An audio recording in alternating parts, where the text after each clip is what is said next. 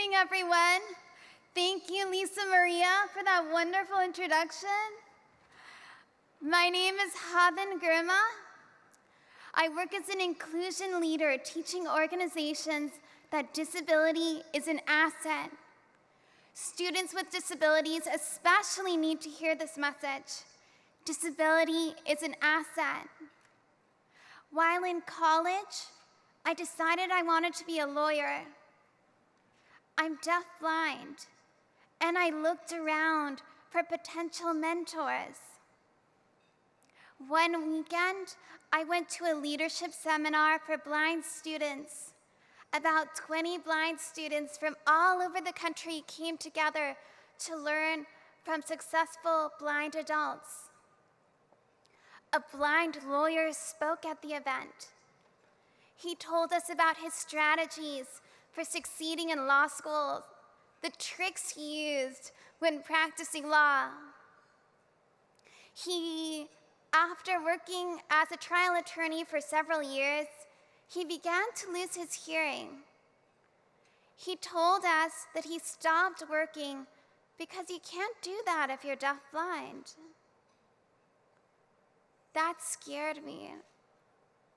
I went back to college with more questions. If he couldn't do it, then how can I? I was worried and started brainstorming, what can I do? How can I make this work? Throughout our history, moments like these have driven people with disabilities to innovate new solutions. A lot of the technology we use now has been inspired by disability. Take email. Vinton Cerf is deaf and one of the fathers of the internet. He wanted to find a way to communicate effectively with his wife, who's also deaf, and worked on one of the earliest email protocols. Now just about everyone uses email. In 1808, two friends, one blind, one sighted, wanted to find a way to produce print without using sight. Up to that point, many people had relied on sight to produce print. And they developed one of the earliest working typewriters. Now lots of people produce print through keyboards, and some of the fastest typists are touch typists. Braille is developed by another brilliant disabled person named Braille. And it's a tool that uses our sense of touch to communicate information. Disability drives innovation. Throughout my education, from first grade all the way through, Braille has played a critical role in ensuring that I have access to knowledge. Textbooks, exams, articles. My teachers, professors made sure that I had access to all of that information. At the end of college, I went to Harvard Law School. And before starting at Harvard Law School, I met with the administration. And they told me, we've never had a deafblind student before. And I told them, I've never been at Harvard Law School before.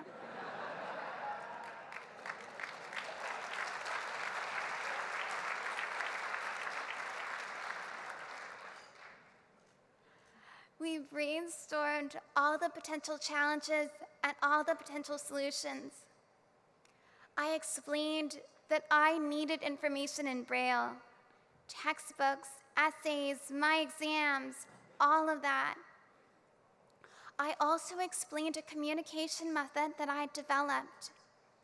Pairing a QWERTY keyboard to a digital Braille display allows me to communicate with people. People type on the keyboard, and through Bluetooth, that comes up in digital Braille. A lot of deafblind people use sign language, and a lot of hearing people don't know sign language.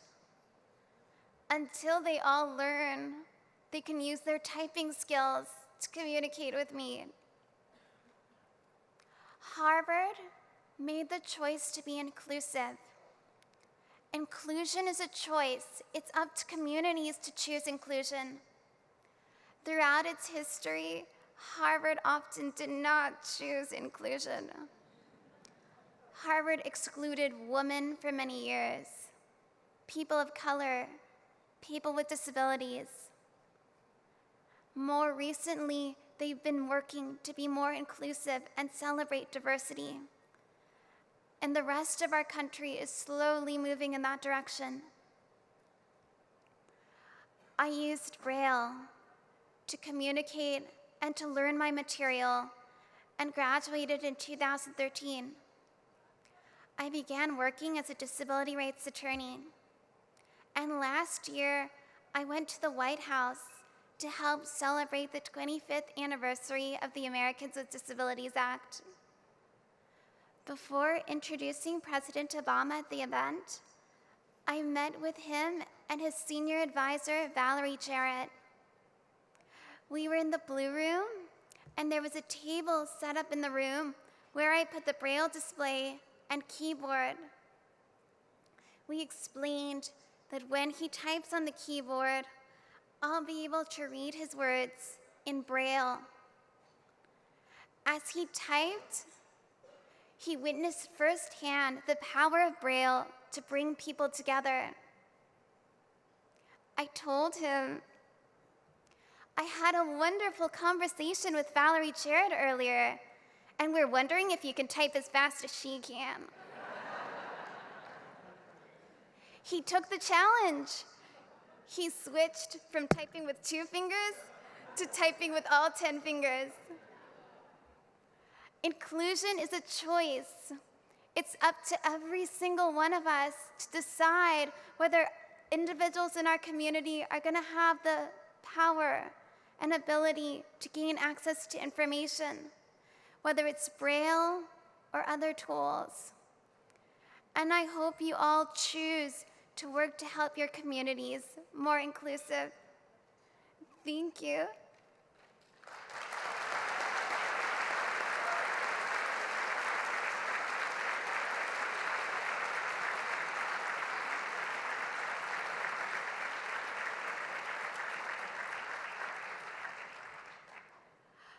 Inclusion starts with every single one of you.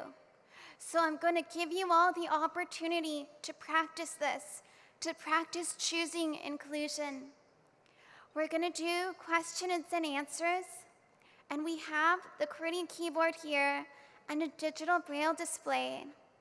And when you type on the keyboard, your words will appear in braille, and I'll voice what you're typing on the digital braille display. So if you have a question, want to share something, raise your hand, and we'll help guide you up on stage, and you can type your question.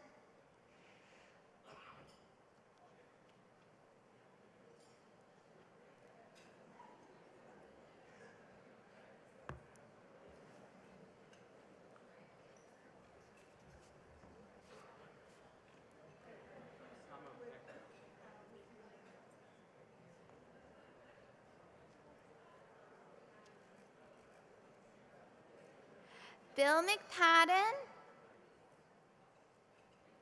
what do you do for fun and excitement?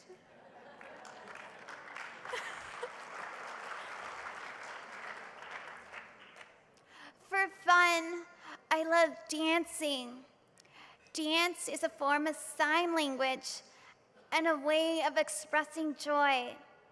So with many of my friends, I go salsa dancing and swing dancing. And that's one way that people can come together and celebrate being alive and expressing joy. That's what I do for fun.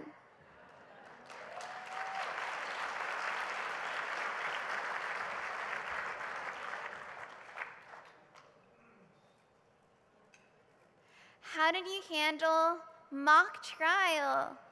in school. Is it still Bill? No. It's Kate. Well, hello, Kate. Hi. So, with many of the activities in law school, I used braille. I had interpreters who would relay visual and audio information. So that's how I participated in mock trial and the other activities. My favorite class was negotiations, which involved breaking up into small groups and practicing making the best deal possible for your client. Thank you, Kate.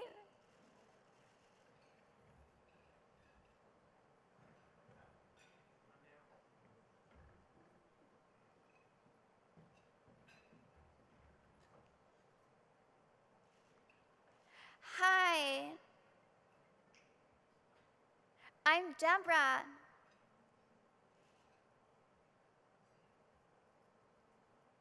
What's the most important lesson you learned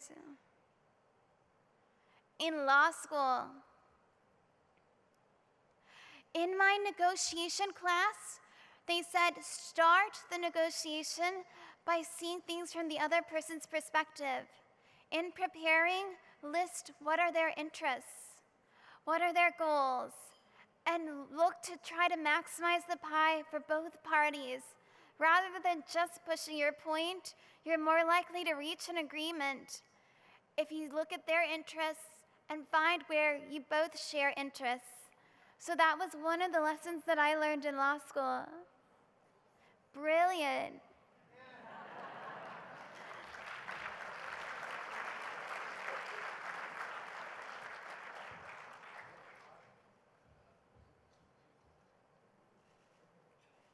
Hi, I'm Leslie.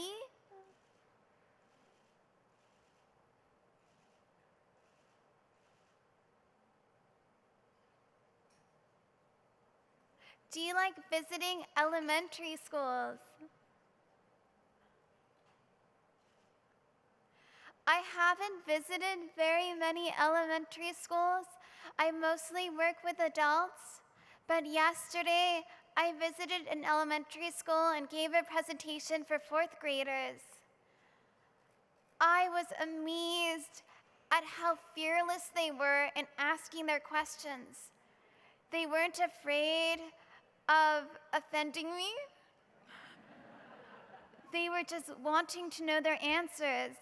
And with a lot of adults tend to hold back, not really say what they're thinking for fear of offending someone. And I think people need to try not let fear control their lives and to instead work towards building bridges and bringing people together despite all the fears that we have. So fourth graders are great role models.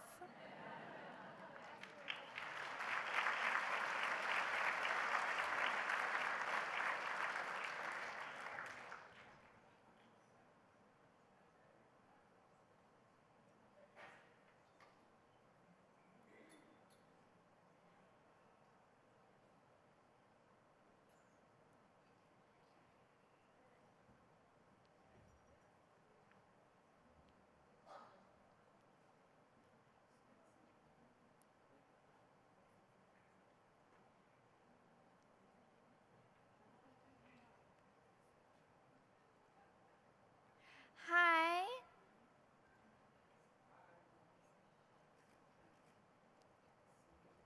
I was in class with you,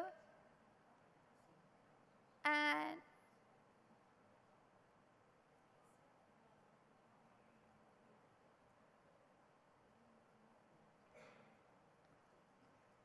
when I got my dog, Debbie, at the Seeing Eye. And what's your name? Kathy. I just wanted to know how you have been doing in the last 7 years, because I thought your dog was so cute. Given that you've seen many guide dogs, that's a high compliment. We're doing great. My guide dog, Maxine, is here and has been all over the country with me. She met a lot of 4th graders yesterday, and they loved petting her. And 7 years ago was just before my last year of college. And I've had many, many adventures since then, from learning to succeed in law school to finding my voice as an advocate and leader. Maybe we could talk more later after. I'm very proud of you. Thank you, Kathy.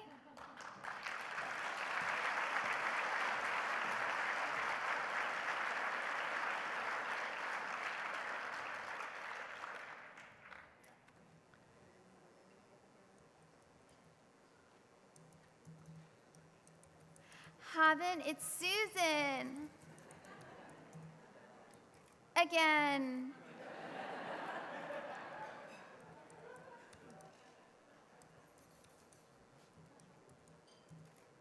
You were amazing.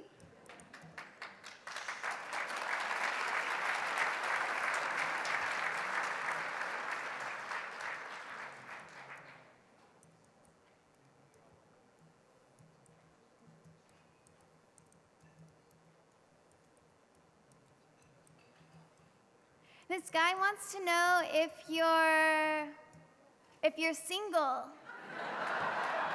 Let's hear it for her. Is she unbelievable, ladies and gentlemen?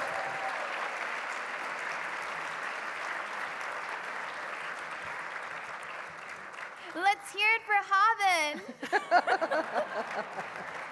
Thank you, thank you, thank you, Haben. And Cameron, her interpreter, Cameron, please tell her how much we love her as soon as you get back to the table. Just absolutely love her.